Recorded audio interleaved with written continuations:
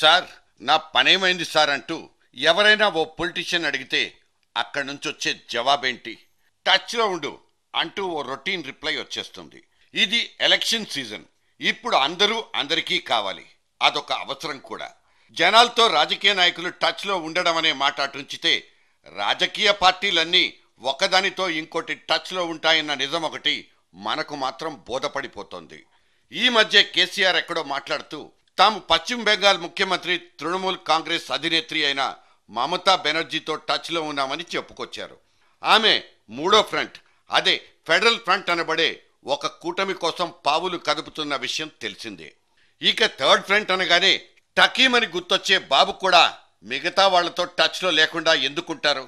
లేకపోతే వార్త గాని టచ్లో ఉంటే వార్త ఎలా అవుతుంది? అయితే ఇక్కడ చిన్న తిరకాసు. గతంలో ఆంధ్రప్రదేశ్కు ముఖ్యమంత్రి కెపాసిటీలో ఫ్రంట్ రాజకీయాల్లో చక్రం తిప్పిన బాబు ఈసారి ఆ పదవి లేకుండానే చక్రం తిప్పేయగలరా?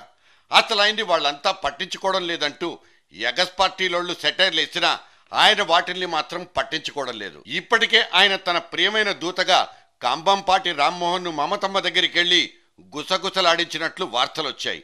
ఇక కాంగ్రెస్ కూడా జగన్తో టచ్లో ఉన్నట్లు వార్తలు ఎలాగో వస్తూనే ఉన్నాయి.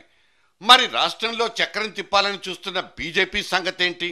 బీజేపీ కూడా టచ్లోనే ఉంటుందంటున్నారు ఆ పార్టీలోళ్ళు.